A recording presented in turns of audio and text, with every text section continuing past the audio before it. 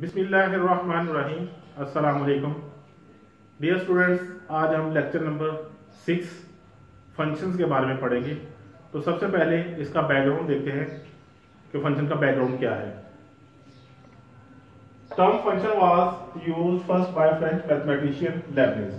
Function की term सबसे पहले एक फ्रेंच मैथमेटिशियन लेबनिज था, उसने इस्तेमाल की थी।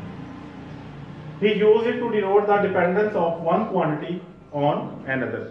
उसने एक क्वांटिटी की दूसरी क्वांटिटी के ऊपर जो डिपेंडेंस थी उसको जो है डिनोट करने के लिए इसे इस्तेमाल किया था। इसकी कुछ एग्जांपल पहले देखते हैं।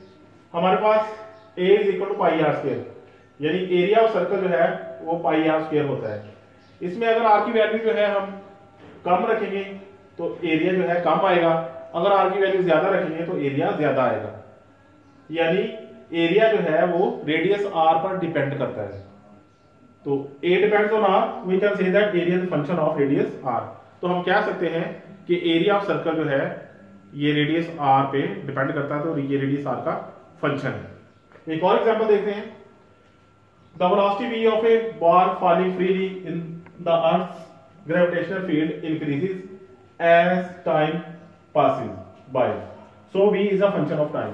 अब कोई बॉल जो है वो फ्रीली जो है वो गिर रहा है नीचे, तो जैसे जैसे टाइम गुजरेगा उसकी वेलोसिटी बढ़ती जाएगी।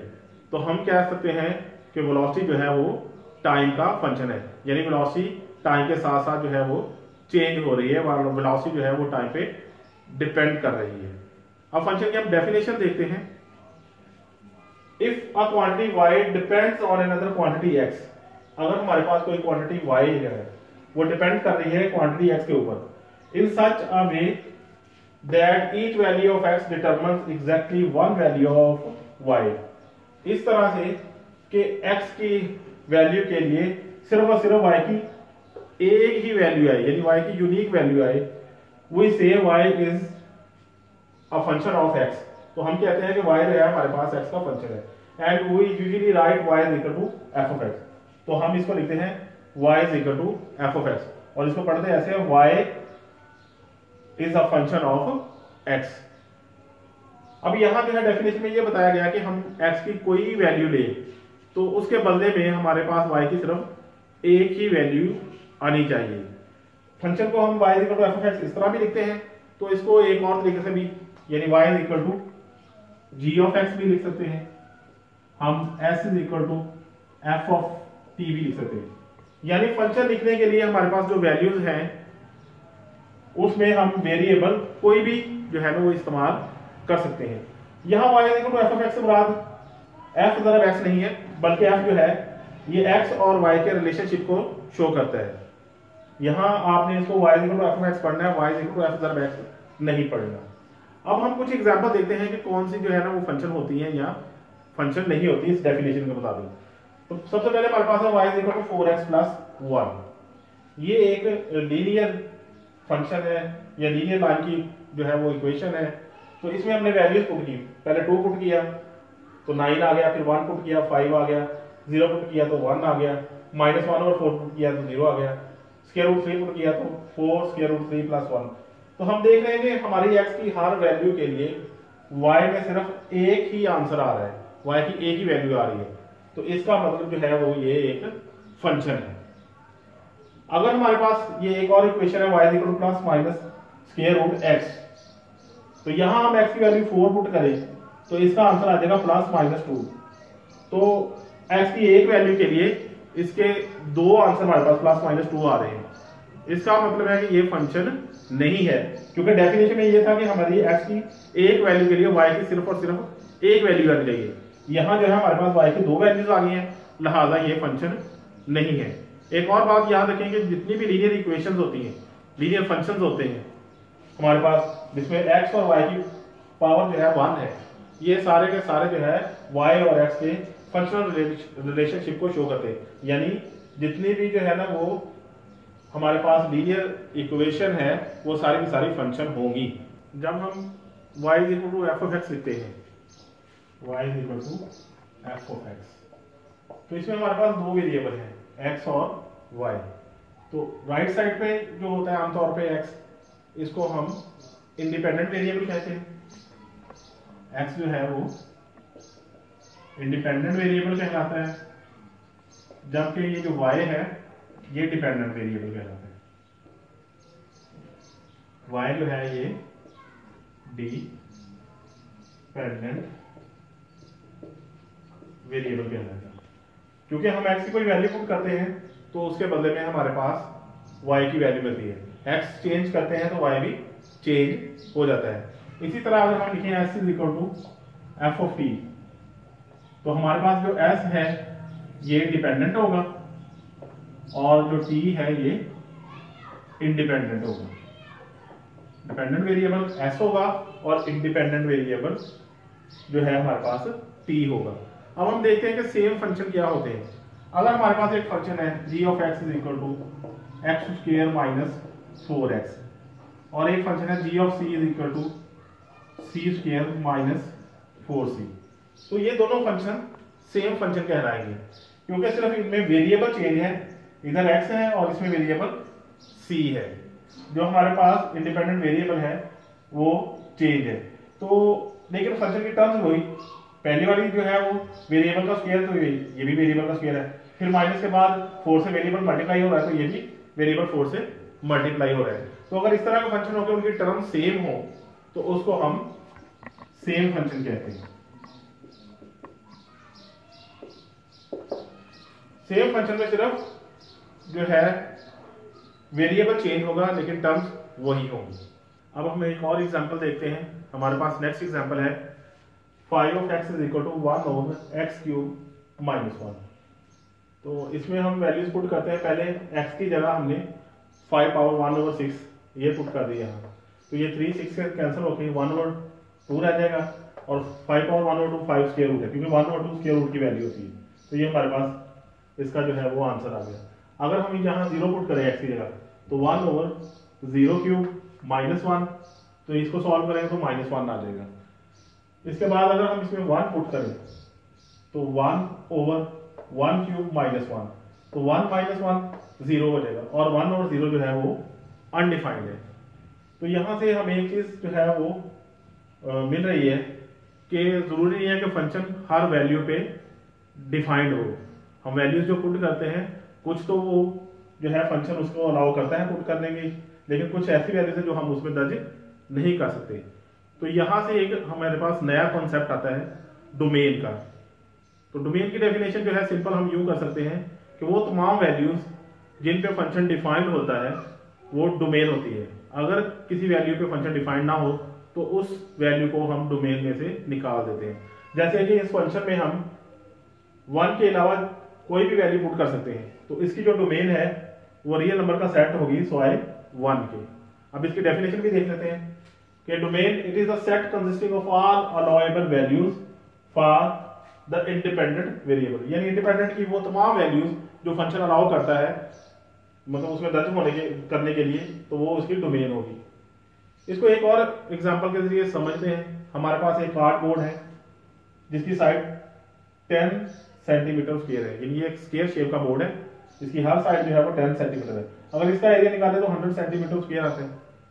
अब यूं करते हैं कि इसके कॉर्नर से जो है ना वो x साइड का एक स्क्वायर कट कर देते हैं हर कॉर्नर से, तो इसका एरिया x स्क्वायर हो जाएगा, इसका एरिया कटिंग का x स्क्वायर होगा, इस कटिंग का x स्क्वायर होगा, इस कटिंग का x स्क्वायर होगा। तो बाकी हमारे पास ये जो शेप बचेगी इसका एरिया हमारे पास होगा 100 माइनस 4x स्क्वायर, क्योंकि ये 4 टाइम्स x स्क्वायर कट हुआ है, तो ये पहले 100 था, तो अब ये जो है 4x स्क्वायर इसमें से माइनस हो जाएगा। अब यहाँ देखिए ये जो x है ये हम नेगेटिव नहीं ले सकते क्योंकि ये लेंथ है और लेंथ कभी नेगेटिव नहीं होती। और दूसरी बात ये है कि x को हम 5 से बड़ा नहीं ले सकते क्योंकि इसकी टोटल लेंथ है 10। अगर 5 इधर से कट करें 5 इधर से कट करें तो लेंथ खत्म हो जाएगी। 6 काट ही नहीं सकते क्योंकि 6 इधर से जो है 6 काटे इधर से वो 12 हो जाएगा, वो लेंथ से ज्यादा हो जाएगा। तो लिहाजा हमारे पास यहाँ पे 2 रिस्ट्रिक्शंस हैं। एक तो ये कि x नेगेटिव नहीं ले सकते, दूसरा ये है कि x से जो है वो 5 से बड़ा नहीं ले सकते। तो इसकी फिर डोमेन हो जाएगी 0 less than equal to x less than equal to 5 या 0 5 क्लोज इंटरवल। तो 0 और 5 इसी इंटरवल के जो दरमियान हम x की वैल्यू ले सकते हैं, इस इंटरवल से बाहर नहीं ले सकते। तो लिहाजा ये वाला इंटरवल जो है वो इस फंक्शन का जो है वो इस फंक्शन की जो है वो डोमेन होगी। अब हम डोमेन की टाइप्स पढ़ेंगे। डोमेन की दो टाइप्स हैं, नेचुरल डोमेन और रिस्ट्रिक्टेड डोमेन। नेचुरल डोमेन को हम एक एग्जांपल के जरिए समझते हैं। हमारे पास एग्जांपल है h of x = 1 over x minus 1 into x minus 3। यहाँ पे इन्होंने x के ऊपर यानी इंडिपेंडेंट वेरिएबल पे कोई रिस्ट्रिक्शन नहीं दी, कोई कंडीशन नहीं लगाई, लेकिन फार्मूले से पता चलता है कि अगर x की जगह 1 पुट कर दिया जाए तो 1 minus 1 0 हो जाएगा, डिनोमिनेटर पे 0 आ गया तो ये फंक्शन अनडिफाइंड हो जाएगा। इसी तरह x की जगह अगर हम 3 पुट करेंगे तो 3 minus 3 0 हो जाएगा, अगेन जो है वो डिनोमिनेटर में 0 आ गया तो ये अनडिफाइंड हो जाएगा।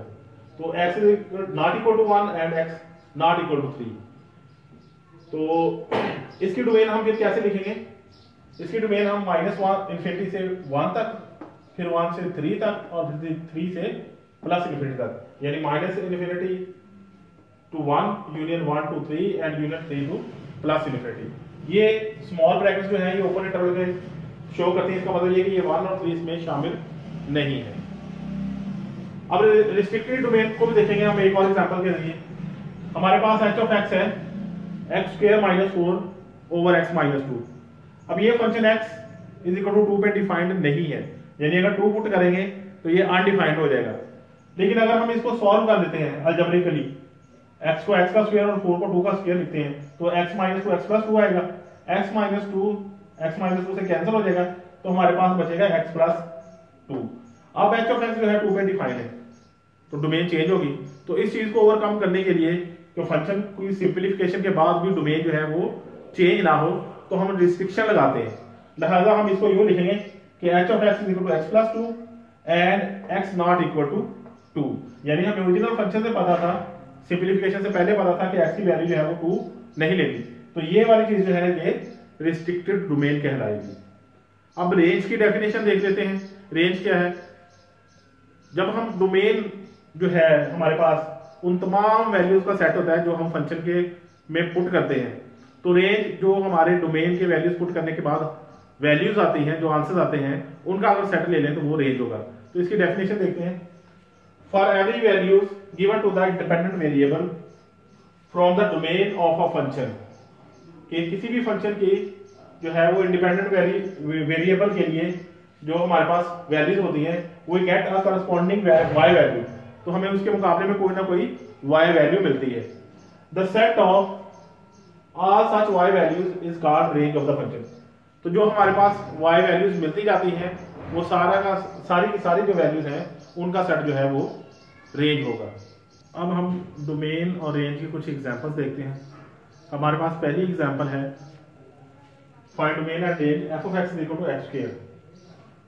हम इसको यूं लिख सकते हैं y = x², क्योंकि हमें पता है कि y = f of x होता है, तो f of x की जगह हमने y जो है वो पुट कर दिया।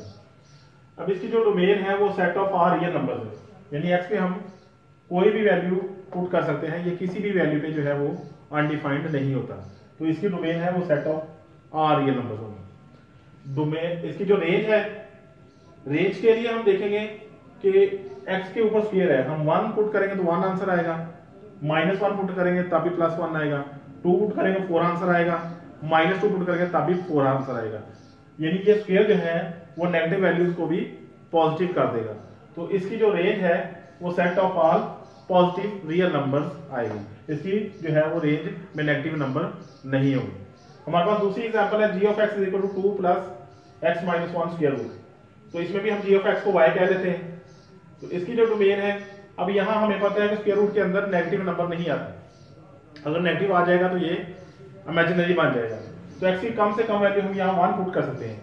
अगर 1 पुट करेंगे तो ये 0 आएगा, अगर 1 से कोई छोटी वैल्यू पुट करेंगे, -1 पुट करेंगे, -2 करेंगे तो ये नेगेटिव आ जाएगा, तो वो हम पुट नहीं कर सकते।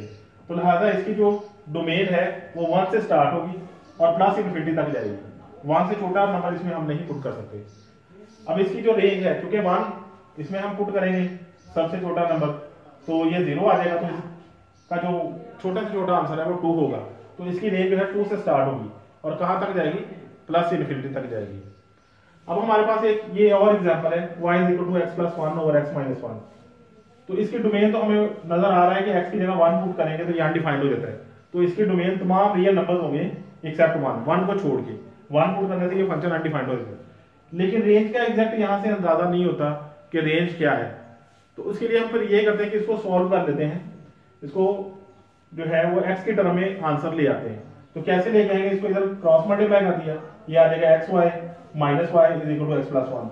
अब x जो है इधर आगे माइनस हो जाएगा और ये y उधर जाके प्लस हो जाएगा। इन दोनों में से x कॉमन ले लें और इसको डिवाइड कर दें, तो ये x की शेप में जो है ना वो हमारे पास फंक्शन आ गया। अब यहाँ से हमें क्लियरली पता चल जाएगा y की वैल्यू 1 रखेंगे तो ये अनडिफाइंड हो जाएगा, तो लिहाजा इसकी जो रेंज है वो रियल नंबर्स होंगे लेकिन 1 नहीं आएगा। तो इसकी हम रेंज को लिखेंगे माइनस इनफिनिटी से प्लस 1 और फिर 1 से प्लस इनफिनिटी। इसमें 1 जो है वो दोनों इंटरवल में शामिल नहीं है। इसके बाद हमारा लास्ट टॉपिक जो है वो है पीस वाइज फंक्शन। तो कुछ फंक्शन ऐसे होते हैं जिनको पीस वाइज डिफाइन किया होता है, जैसे ये हमने एब्सोल्यूट वैल्यू को डिफाइन किया था कि a मॉड जो है वो a होता है अगर a greater than equal to 0 और माइनस a होता है अगर a लेस देन 0। तो जो पीस वाइज डिफाइंड फंक्शन होते हैं उनकी डोमेन भी जो है वो पीस वाइज डिफाइन की जाती है, हर पीस की डोमेन अलग अलग होगी। हमारा लेक्चर खत्म हुआ। अगर आपको कोई सवाल पूछना है इस लेक्चर से मुतालिक तो आप कमेंट में पूछ सकते हैं।